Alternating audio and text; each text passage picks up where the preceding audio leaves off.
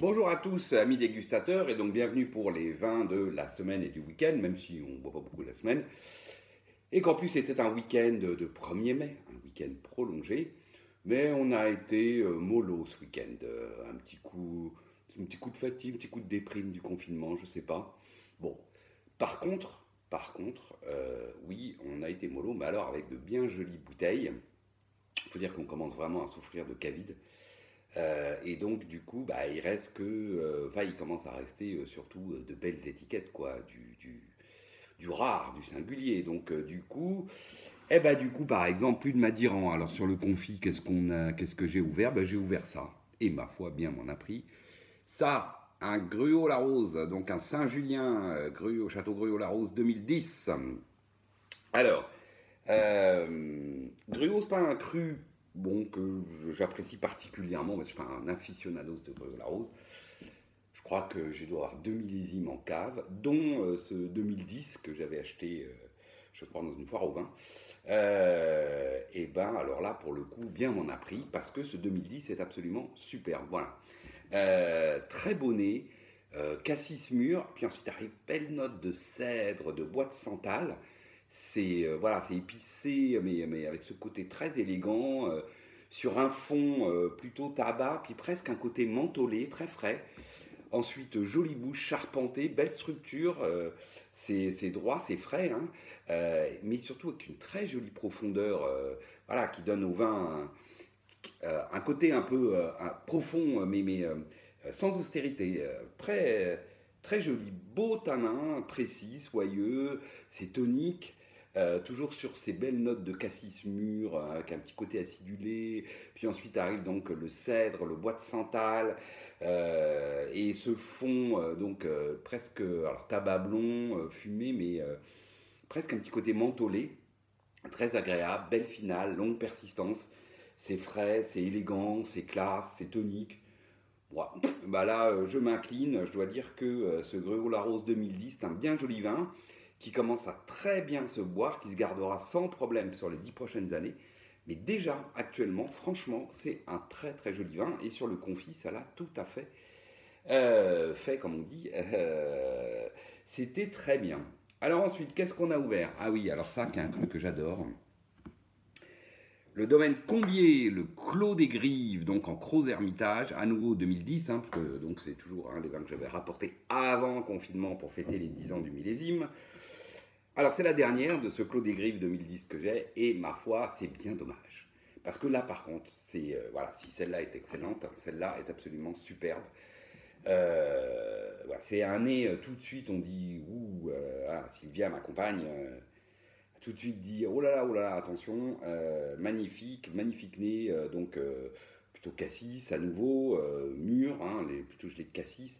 Puis ensuite arrivent des belles notes de poivre, donc d'épices, hein, de poivre, typique de la Syrah. Puis arrive une petite pointe de violette sur un fond plutôt cassis, pardon, plutôt cuir, de ce vieux cuir absolument magnifique. Un petit peu bacon grillé, un petit peu mocha aussi. Bref, ça n'arrête pas de changer. C'est très élégant, très harmonieux. Bouche superbe, corpulent, tanin fin, soyeux, c'est aérien, c'est délicat. Pourtant, il y a de la densité, il y a de la concentration, c'est intense. Mais c'est très fin, très délicat. Très beau tanin, velours qui tapisse la bouche. Toujours sur ce côté cassis acidulé, petite pointe enfin pas de pointe, des notes d'épices, poivre, la petite pointe de violette et le fond entre mocha, cuir, voilà. Belle finale qui fait un peu queue de pan au départ, hein. Tout d'un coup ça prend une amplitude comme ça dans la finale, puis arrive cette fraîcheur là qui rend tonique et qui offre une belle persistance, toujours sur ces arômes cuir, violette, cassis, poivre, etc. Et voilà, très très joli vin que ce Clos des Grives 2010. Et alors moi qui suis un habitué, un amoureux de la Syrah, ça j'aurais bu en aveugle, je pense que j'aurais mis ça direct en côte blonde, en côte rôtie. Ça a vraiment l'esprit côte blonde. Ce côté intense et délicat, aérien, mais puissant, enfin voilà, c'est bravo, très très joli vin que ce Clos des Grives 2010. Ensuite, qu'est-ce qu'on a bu? Ah oui, on a bu ça. À nouveau, bon, ça vous connaissez, hein, ces derniers temps, j'en ouvre pas mal, parce que j'en avais pas mal en cave. Grand classique de la maison, Domaine Amiot Cervelle. Le Chambol Musigny premier cru derrière la grange. Alors, 2013. C'est bien ça? Oui, c'est ça. Donc 2013. Millésime, on va dire tendre, enfin avec de l'acidité, mais tendre, c'est pas un millésime qui a beaucoup de fond. Bah oui, je commence à attaquer les grosses cuvées de 2013 parce que les cuvées village et les premiers crus de base, bah, je les ai déjà bu, ça se buvait très bien jeune. Donc j'en ai profité pleinement en fait. Et ce 2013, qu'est-ce qu'il donne? Bah alors, toujours pareil avec derrière la grange, hein, ce cru de Chambol-Musigny, bah il faut l'aérer, quoi. C'est quand même un cru de longue garde, hein, généralement. Et donc, franchement, au bout de 4 heures de carafe, hein, j'ai mis 4 heures en carafe, c'était pas encore top, ça l'a été au bout de 6 à 8 heures. Donc, n'hésitez pas à l'ouvrir vraiment longtemps en avance, derrière la grange. Par contre, après, le nez est superbe. Voilà, le nez, framboise mûre, puis arrive ces belles notes de clou de girofle, la pointe de ronce de sous-bois, un petit fond entre cuir, caroube, léger mocha. Voilà, c'est très joli. Belle bouche. Alors, toujours pareil avec derrière la grange, hein, c'est pas le chambol large, festif, sexy. Non, non. C'est un chambol plutôt droit, profond, limite austère dans certains millésimes. Alors là, on n'est pas sur l'austérité, mais on a bien ce côté droit, profond. Voilà, belles épaules, c'est dense, beau tanin soyeux, c'est surtout très profond. Ouais, c'est plus un vin de méditation qu'un vin, on va dire, de fête, hein. Mais par contre, oui, c'est très beau. La finale, elle est puissante, elle est longue. Donc sur ces arômes, hein, de framboise mûre, les belles notes de girofle,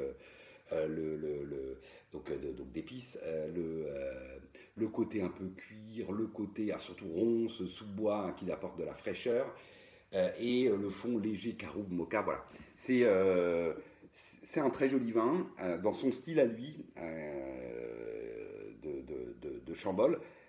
Donc c'est plutôt la délicatesse des tanins qu'on retrouvera de Chambol, et je dirais que la structure du vin, oh, c'est plus puissant, hein. On est plus proche d'un Moret ou d'un Gevrey que d'un Chambol. Voilà. Ensuite, qu'est-ce qu'on a ouvert? On a ouvert ça, aussi un grand classique de la maison, Château Malartic-la-Gravière, 2012, donc Pessac-Léognan. Donc un cru que j'aime beaucoup, celui-là, autant Gruau, j'en ai pas beaucoup, autant Malartic, ça, alors là j'ai bu beaucoup de millésimes. C'est un vin que je suis tous les ans en fait. Alors qu'est-ce qu'il donne ce 2012? Bah, au nez, il a encore à l'ouverture une petite pointe marquée, hein, d'élevage un peu vanillé.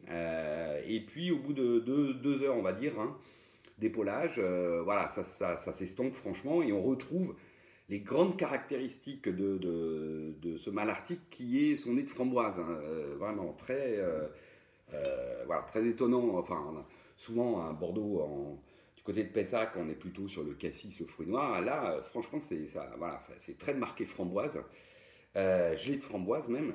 Puis ensuite arrivent des notes plutôt, alors là, paradoxalement, graphite, encre, un peu moins épicé que, même si on a une petite pointe d'épices réglissée, mais moins que d'habitude. Et puis sur un fond encore un peu d'élevage, voilà, de type mocha, vanillé, voilà, on est un peu entre les deux, mais bien intégré, et on sent que voilà, la patine du temps commence à faire son œuvre.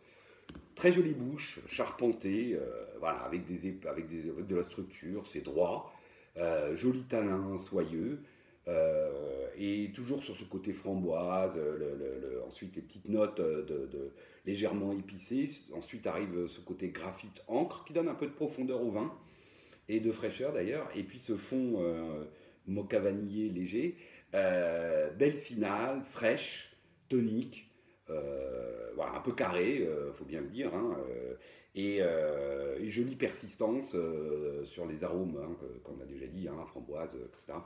Donc voilà, un joli millésime de Malartic, très joli millésime de Malartic, très classique. Enfin, très classique. Ben, j'ai moins souvent le côté encre, graphite sur Malartic que sur d'autres Bordeaux. Bon, là, c'est plutôt agréable, ça lui donne presque un petit côté Saint-Émilion d'ailleurs, ou un petit côté Pauillac, ça dépend. Mais en tout cas, c'est un joli vin, très bien fait, beaucoup de plaisir. Et bah, je vous conseille à tous de pouvoir profiter de ce type de vin. Alors, vous avez vu 4 bouteilles seulement ce week-end, c'est bien. C'est la faculté qui va être contente. Et donc, je vous souhaite à tous une excellente semaine et je vous dis à la semaine prochaine. Ciao.